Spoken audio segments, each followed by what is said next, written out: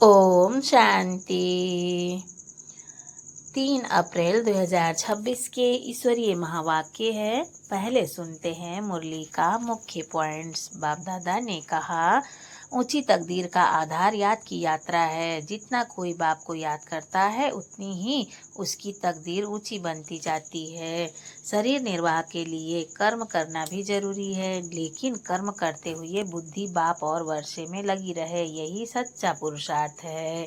बच्चों को मम्मा बाबा और सेवा करने वाले बच्चों को फॉलो करना चाहिए। जो जैसे पुरुषार्थ करेगा वैसे ही ऊंच पद का अधिकारी बनेगा। नेक्स्ट पॉइंट है बाबा का,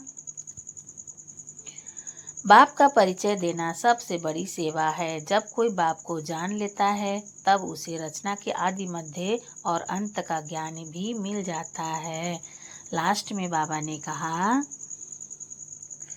जो बच्चे बंधन मुक्त हैं उन्हें अधिक सेवा करनी चाहिए। जिनके ऊपर कम जिम्मेदारियां हैं उनके पास दूसरों का भला करने का अच्छा अवसर है। और अब सुनते हैं महावाक्यों को विस्तार से। मुरली का सार। मीठे बच्चे, बाप समान रहमदिल बनाने को रास्ता बताओ। जो बच्चे दिन रात सर्विस में लगे रहते हैं वही बहादुर हैं। मीठे बच्चे, बाप समान रहमदिल बनाने को रास्ता बताओ। जो बच्चे दिन रात सर्विस में लगे रहते हैं वही बहादुर हैं। प्रश्न है बाबा का, ऊंची तकदीर का मुख्य आधार किस बात पर है? ऊंची तकदीर का मुख्य आधार किस बात पर है? उत्तर, याद की यात्रा पर। जितना जो याद करता है उतनी ऊंची तकदीर बनाता है। शरीर निर्वाह अर्थ कर्म करते बाप और वर्षे को याद करते रहो तो तकदीर ऊंची बनती जाएगी। गीत है बाबा का, तकदीर जगा कर आए हूँ। ओम शांति। बच्चे जब पैदा होते हैं तो अपने साथ कर्मों अनुसार तकदीर ले आते हैं। कोई साहूकार साहूकार पास, कोई गरीब के पास जन्म लेते हैं। बाप भी समझते हैं कि वारिस आया है। जैसे जैसे दान पुण्य किया है उस अनुसार जन्म मिलता है। अब तुम मीठे मीठे सिकिलदे बच्चों को कल्प बाद फिर से बाप ने आकर समझाया है। बच्चे भी जानते हैं कि हम अपनी तकदीर ले आए हैं। स्वर्ग की बादशाही की तकदीर ले आए हैं। जिन्होंने अच्छी तरह से जाना है और बाप को याद कर रहे हैं। याद के साथ तकदीर का कनेक्शन है। जन्म लिया है तो बाप की याद भी होनी चाहिए। जितना याद करेंगे उतनी तकदीर ऊंची रहेगी। कितनी सहज बात है, सेकंड में जीवन मुक्ति मिल जाती है। तुम आए हो सुख धाम की तकदीर प्राप्त करने। अभी हर एक पुरुषार्थ कर रहे हैं, हर एक अपने को देख रहे हैं कि हम कैसे पुरुषार्थ कर रहे हैं। जैसे मम्मा बाबा और सर्विसेबल बच्चे पुरुषार्थ करते हैं, जैसे मम्मा बाबा और सर्विसेबल बच्चे पुरुषार्थ करते हैं, उनको फॉलो करना चाहिए। सबको बाप का परिचय देना चाहिए। बाप का परिचय दिया तो रचना के आदि मध्य अंत का भी आ जाएगा। ऋषि मुनि आदि कोई भी रचना और रचना के आदि मध्य अंत का नॉलेज दे नहीं सकते। अभी तुम्हारी बुद्धि में सारा चक्र स्मृति में रहता है। दुनिया में कोई भी बाप और वर्षे को नहीं जानते। तुम बच्चे अब बाप को और अपनी तकदीर को जानते हो। अब बाप को याद करना है। शरीर निर्वाह अर्थ कर्म भी करना है, घर बार भी संभालना है। कोई निर्बंधन है तो वह अच्छी सर्विस कर सकते हैं। बाल बच्चे कोई नहीं तो उनको सर्विस करने का अच्छा चांस है। बाल बच्चे कोई नहीं तो उनको सर्विस करने का अच्छा चांस है। स्त्री को पति व बच्चों का बंधन होता है। अगर बच्चे नहीं है तो बंधन मुक्त ठहरे ना, वह जैसे वानप्रस्थी हो गए। फिर मुक्ति धाम में जाने के लिए संग चाहिए। भक्ति मार्ग में तो संग मिलता है साधुओं आदि का, निवृत्ति मार्ग वालों का। वह निवृत्ति मार्ग वाले प्रवृत्ति मार्ग का वर्षा दिला न सके। तुम बच्चे ही दिला सकते हो। तुमको बाप ने रास्ता बताया है। भारत की हिस्ट्री ज्योग्राफी 84 जन्मों की बैठ समझाओ। भारतवासी ही 84 जन्म लेते हैं, एक ही बात नहीं है। सूर्यवंशी सो फिर चंद्रवंशी फिर वैश्यवंशी घराने में आते हैं। नंबरवार तो होते हैं ना। भारत का पहला नंबर प्रिंस है श्री कृष्ण, जिसको झूले में झुलाते हैं। दूसरे नंबर को झुलाते ही नहीं है क्योंकि कला कम हो गई। जो पहला नंबर है पूजा उसकी होती है। मनुष्य समझते नहीं कि श्री कृष्ण एक है, वह दो तीन है।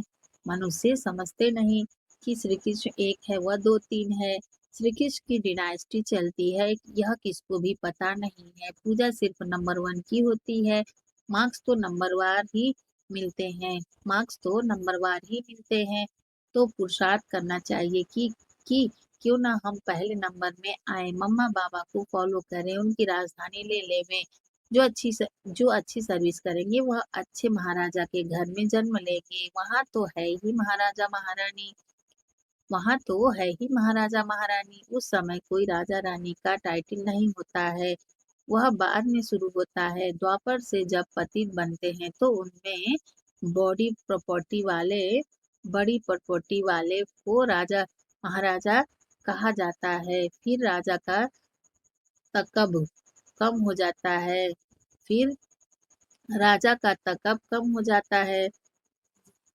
फिर जब भक्ति मार्ग होता है तो गरीब साहूकार में फर्क तो रहता है ना। अब तुम बच्चे ही शिव बाबा को याद करते हो। अब तुम बच्चे ही शिव बाबा को याद करते हो और उनसे वर्षा ले रहे हो। और सत्संगों में मनुष्य बैठ कथा सुनाते हैं मनुष्य मनुष्य को भक्ति सिखलाते हैं। वे ज्ञान देकर सद्गति नहीं कर सकते। वेद शास्त्र आदि सब है भक्ति मार्ग के। सद्गति तो ज्ञान से होती है। पुनर्जन्म को भी मानते हैं। कोई भी बीच में तो कोई भी वापिस जा न सके। अंत में ही बाप आकर सबको ले जाते हैं। इतनी सब आत्माएं कहाँ जाकर ठहरेंगी। सब धर्म वालों के सेक्शन तो अलग अलग है ना। सब धर्म वालों के सेक्शन तो अलग अलग है ना। तो यह भी समझाना है, यह किसको पता नहीं है कि आत्माओं का भी झाड़ है।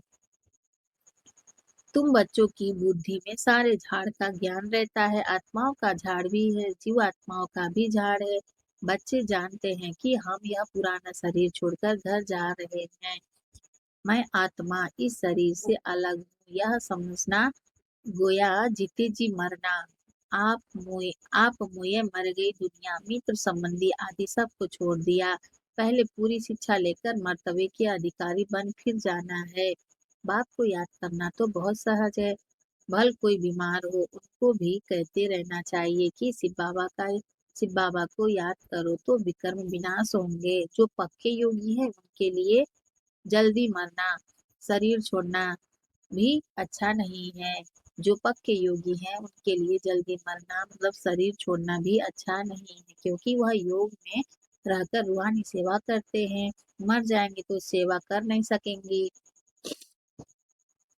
मर जाएंगे तो सेवा कर नहीं सकेंगे। सेवा करने से अपना ऊंच पद बनाते रहेंगे और भाई बहनों की सेवा भी होगी। वह भी बाप से वर्षा पा लेंगे। हम आपस में भाई भाई हैं, एक बाप के बच्चे हैं। बाप कहते हैं मुझे याद करो तो विकर्म विनाश होंगे।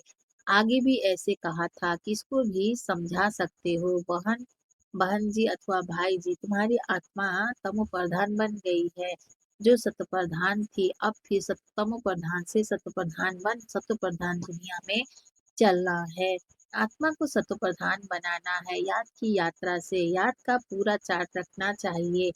ज्ञान का चार्ट नहीं रख सकेंगे ज्ञान का चार्ट नहीं रख सकेंगे। बाप तो ज्ञान देते रहते हैं। जांच रखनी है कि हमारे ऊपर जो विकर्मों का बोझा है वह कैसे उतरे। इसीलिए याद का चार्ट रखा जाता है। हमने कितना घंटा याद किया। मूल वतन को भी याद करते हैं, फिर नई दुनिया को भी याद करते हैं। उथल पुथल होनी है, उसकी भी तैयारी हो रही है। बॉम्ब्स आदि भी बनते जाएंगे। एक तरफ कहते हैं कि हम ऐसे ऐसे मौत के लिए सामान बना रहे हैं, दूसरी तरफ कहते हैं मौत का सामान नहीं बनाओ। दूसरी तरफ कहते हैं मौत का सामान नहीं बनाओ। समुद्र के नीचे भी मारने का सामान रखा है। ऊपर आकर बॉम्ब छोड़ दिया, समुद्र में चले जाएंगे। ऐसी ऐसी चीजें बनाते रहते हैं। यह अपने ही विनाश के लिए कर रहे हैं। मौत सामने खड़ा है, इतने बड़े-बड़े महल बना रहे हैं, तुम जानती हो यह सब मिट्टी में मिल जाएँगे, किनकी दबी रही धूल में, लड़ाई ज़रूर होगी, कोशिश कर पॉकेट सबके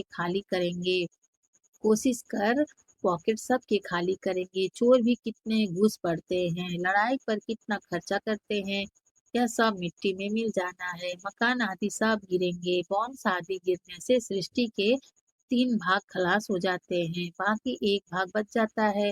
भारत एक हिस्से में है ना, बाकी तो सब बाद में आए हुए हैं, अभी भारत खंड का ही भाग बचेगा। मौत तो सबका होना ही है, तो क्यों ना हम बाप से पूरा वर्षा ले लेवें। इसीलिए बाप कहते हैं लौकिक संबंधियों से भी तोड़ निभाना है, बाकी बंधन नहीं है। लौकिक संबंधियों से भी तोड़ निभाना है, बाकी बंधन नहीं है। तो बाबा राय देंगे कि क्यों नहीं सर्विस पर लग जाते हो, स्वतंत्र है तो बहुतों का भला कर सकते हैं, जहाँ जहाँ कहाँ बाहर ना जाए।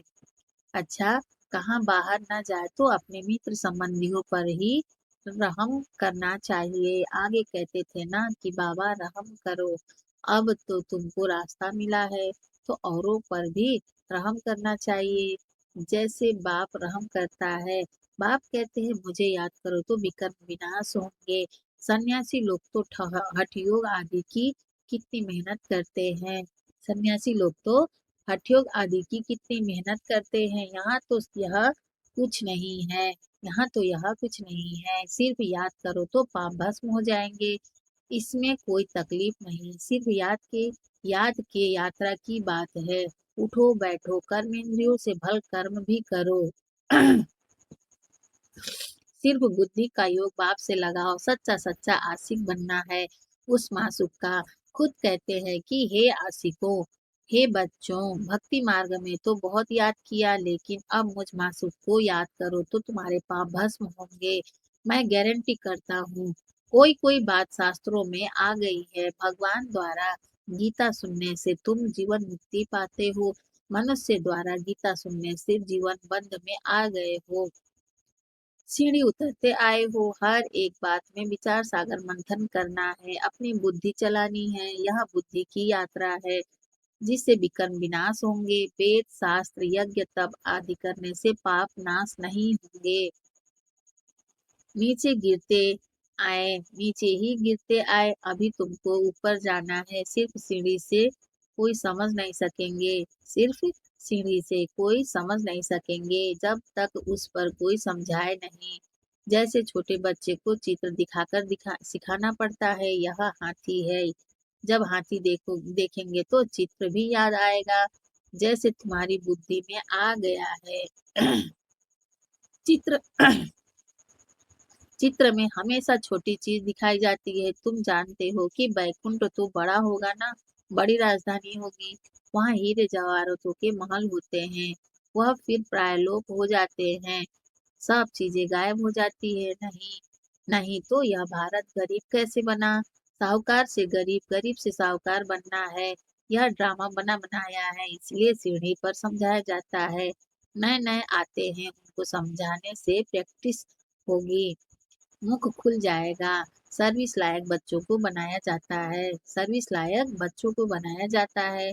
कई सेंटर्स पर तो बहुत बच्चे अशांति फैलाते रहते हैं।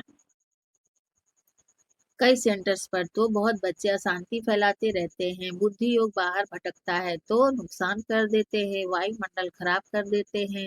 नंबरवार तो है ना, फिर बाप कहेगा तुमने पढ़ा नहीं, तो यह हाल अपना देखो, दिन प्रतिदिन जास्ती साक्षात्कार होते रहेंगे, पाप करने वालों को सजाएं भी मिलती रहेगी, फिर कहेंगे नाहक हमने पाप किया।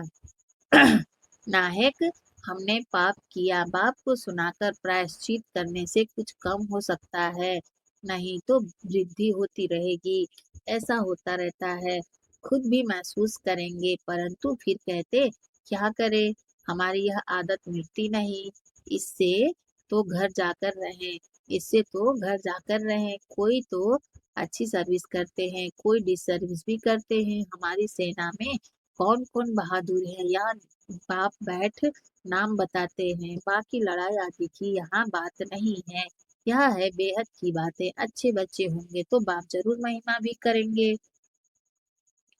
बच्चों को बहुत रहमदिल कल्याणकारी बनना है, अंधों की लाठी बनना है, सबको रास्ता बताना है कि बाप को याद करो तो विकर्म विनाश होंगे। पाप आत्मा और पुण्य आत्मा कहते हैं ना, ऐसे थोड़े ही कि अंदर परमात्मा है, वह आत्मा कोई परमात्मा बन जाती है।